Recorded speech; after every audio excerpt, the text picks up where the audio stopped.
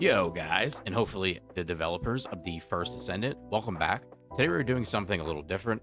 Normally on YouTube, I'm just the build guy, but about a week ago to the day, I was thinking to myself, what can I do to help this game? I felt we needed a way to relay what we truly want as players to developers, so I started working on this project. Now, of course, my scope is limited, and I wanted to try to find a way to get Twitch and YouTube involved.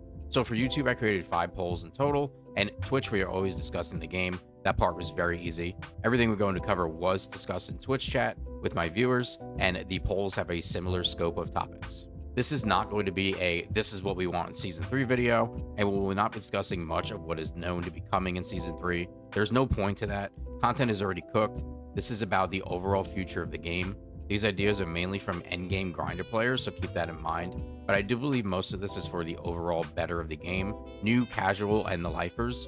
We'll also not be touching on anything pertaining to balance. So with that out of the way, let's get into it. First, we will start off with not only the most important thing in a looter shooter, but probably the most important thing in any game, rewards. Are you rewarding me for my time? Now, TFD isn't a game with uber unique rewards. There are no random weapon rolls. There's no armor with random stat rolls.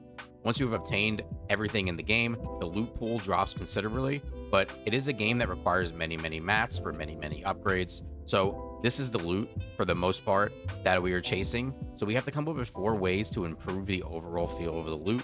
The actual loot chase is getting 8 last daggers with different setups, so you can tackle anything in the game, and that is what this is focused on. Number 1 priority on this game is going to be a vendor with unique currency to the vendor that will allow you to trade duplicate weapons and descendant parts, gold, hyper, mods, and so on to obtain the vendor's currency. For rewards, we are looking towards all the upgrade mats for catalysts and activators, blueprints for catalysts and activators. If I want to trade in my Kuiper and get gold, or reverse, cores, weapon parts, ion accelerators, void vessel keys, XP boosters, mutant cell boxes, void abyss metal fragments, the list is endless. We, the players, need something to do with all this worthless loot that we obtain. A clear example is when I spend an hour farming a catalyst blueprint, I come out with 5, and the majority of the time I'm getting all this loot I will never need. This is a way to enhance the overall feel of the grind in a positive way, as this will help everyone from new players to daily grinders. Yes, I'm aware they're introducing a vendor in Season 3 that they're saying is a black market mod trader, so hopefully they can take this idea and expand on it. Every hard mode activity should have a very small chance to drop a fully crafted catalyst.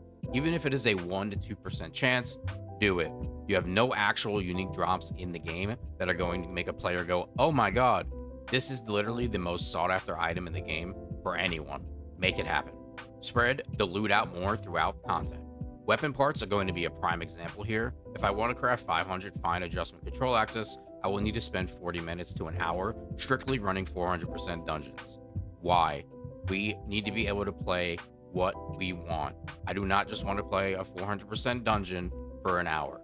I can take those then crafted weapon parts, try to roll substats on my weapons, and they're gone in a matter of minutes. We'll talk about how punishing rolling weapons is later on, I promise, but this is just one example. Void vessel keys. At this point, and honestly from the beginning, why do we need void vessel keys? They either need to go, or we need to be able to get more. If void vessel is my main fart for catalyst mats, let me obtain the keys in other activities to use in void vessel. Catalyst and activator mats. Better, more loot from vaults. A stabilizer to boost the catalyst blueprint drop rate. Open more amorphous in one Colossus run. These are just many of the examples of the way that we can better the rewards in the first assembly. More dailies and weeklies for individual players, and community goals with rewards. The community goals were done once in an online event. This needs to be added to the game somewhere in the UI. Every week we receive community goals, kill 5 million Colossus, or a specific Colossus, run a certain amount of activity, so on. Weekend events. I do not know why this is not a thing. Weekend events. 2 times XP, 2 times gold, 2 times mats, 25% off research time, 2 times amorphous, 2 times RK XP, 2 times spoil boxes, 2 times tours. People will love this. Drive people in on the weekend. It's when they're playing games the most. Content. When I ask in my chat why people are not playing the game, the answer is nothing to do, no content, we need more content, fun content, repeatable content. Content engages the mind, it doesn't have to be hard, engaging and fun with good rewards. Horde mode, I think, would be a pinnacle piece of content on the first Ascendant. Skill spamming, endless gunfighting, endless waves, building turrets, traps, protecting objectives, basically Spec Ops ramped up by 1,000. Boss Rush, or in this game, a Colossus Rush style of content. This can also be a great solution for allowing us to use multiple Amorphous, more dungeons with mechanics, puzzles, multiple bosses, good environments. Very important to have good environments. Take Void Vessel and ramp it up to 1,000.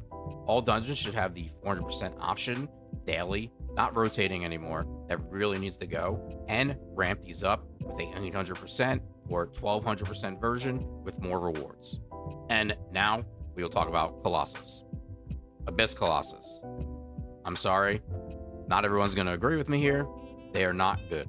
Abyss Colossus have taken the soul of the Colossus fights, the one thing that made this game unique, and ripped it out of its game's chest. No mechanics, no need to grapple. This is one shot or get one shot fighting style, or do circles around the boss circuit style. Your Colossus fights were the selling point of the game, and the style of them has strayed so far from the original vision. Sadly, we're seeing 3 more Abyss Colossus in the roadmap for Season 3, all 3 being reskins of Colossus that had mechanics, that if following the current Abyss formula, will have no mechanics now. So we will get the one unique Colossus of Wall Crasher, and we pray that is good. If we are to look back in Colossus fights, most of the peak Colossus fights were Molten Fortress, which had mechanics, Gluttony, which had mechanics, Deathstalker, which had mechanics. And overall, if you go back and you look at the game's overall numbers of players playing the game, it is way, way up during those times. People really enjoyed those style Colossus fights, unique new Colossus with mechanics that require group play. It is okay to still have some soloable Colossus. To me, an Abyss Colossus is more of a side Colossus and should not be your main Colossus style. In general, the main consensus is more content. Be daring, try new things. My biggest disappointment about Season 3 when I look at the roadmap is you are following the same formula we did in Year 1. More Abyss Colossus, drip feed content. Now, let's get on the subject of crafting. Every new major update should, for the first week, have a 50% faster crafting buff for all players that play in that time period. This is great for new and returning players to get into the game. It would be nice to see something like this at the start of Season 3, so the barrier of time needed for players to catch up will be less punishing, and they can come, play, and enjoy the game. Now, I know we will not see a shorter overall time specifically for catalysts and activators. They are available in the shop for real money. This is fine. Bills have to be paid. But the main option at this point, I think we mostly would love to see, is a way to chain craft items. So if I'm crafting a catalyst, I have the mats to queue up multiple. Then when I log in the next day, I have not been able to get on the game. I'm coming back to 3 catalysts. Pretty simple requests that I think we can all agree on.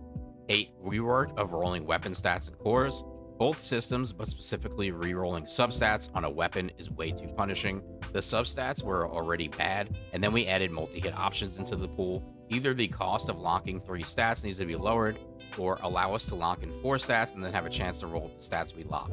We can already do a similar thing with our reactors. As far as cores, the system isn't horrible, but the main complaints I see is the gold cost being way too high to combine the cores, which I do agree with. I also believe a system similar to what I just mentioned with substats, a way to lock in, say, chill damage, and then roll that up for a higher stat, will help the system a lot. At this point in the game, I can go craft myself a new last dagger, take it over to the vendors, and spend well over 30 minutes just watching these stat roll lotto happen. That is boring. Your average work all day gamer might fall asleep during this process. Please make it easier. Systems, systems, systems. Power, power, power. Do not introduce new systems that aren't linked to a new piece of content. This is very simple. The end of this season is the best example of what not to do. Sigma Sector, 2 maps. First it started with arcade tuning, then we added mutant cells, back to Sigma.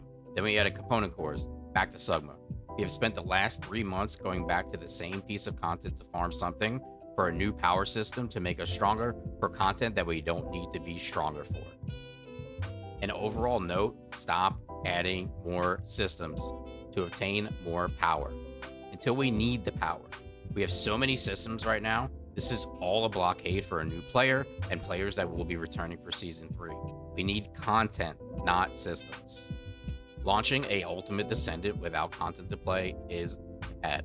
A Ultimate Descendant takes 1 to 2 hours to farm and 54 hours to craft. What does the player do for those almost 2.5 days if you do not provide content? I watched this happen firsthand when Ultimate Blair launched and the new content was go back in Sigma. The statements from the majority of the Twitch chat for the day were, all right, got the Blair parts, time to go play something else while he crafts. A Descendant is not content, period, end of story. Then on top of that, you add the photon and printer. My new Ultimate Descendant is done. I slapped that in. They got all the catalysts. All right, see you later. Time to do nothing. Blair should have been released with Ice Maiden, new shiny fire, Ultimate Descendant, Colossus weak to fire, almost like a match made in heaven. Hopefully we were able to cover a lot of thoughts felt by many of you in the community. I feel overall this game has a large community of players that want to see it succeed, and they all continue to come back for updates and dev streams in hopes that this game will reach its full potential, as do I. I would like to end with my overall thoughts on the state of the game. I think at the base of the game right now, it is very good. They have done a ton of quality of life features and updates that have made the game more accessible compared to its release. But I think continuing to make the game more accessible for new and returning players is a must. For me, there's two main things that I really want to see with this game going forward. And number one is just going to be content. We spoke on this. We need more content. We want more content.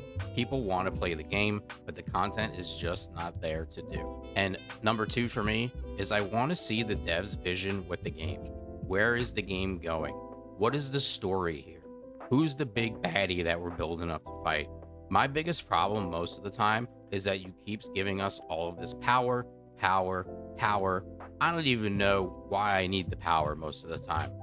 You need to establish a main baddie, big bad bosses that we need, that we feel that we need to grind out all this power for. You're giving a ton of power, but you're not showing anyone why we need all of that power.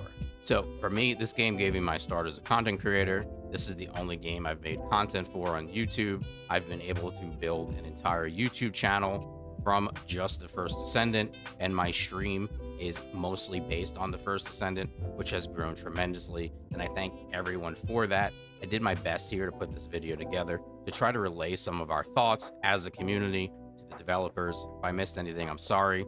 Please feel free to leave any of that in the comments. And hopefully everybody enjoyed this. Like I said, if I missed anything, please leave it in the comments. Hopefully we can get this to be seen and heard by the developers. I think we put a lot of good ideas together here as a community through Twitch and YouTube. I'm sorry if you weren't there for that. I am live on Twitch every day. You can always stop in, drop some stuff in the chat, let us know how you feel about the game. Come hang out. We are on TFD every day on Twitch. But that covers everything for this video. Like and subscribe is appreciated. Thanks, guys. Peace.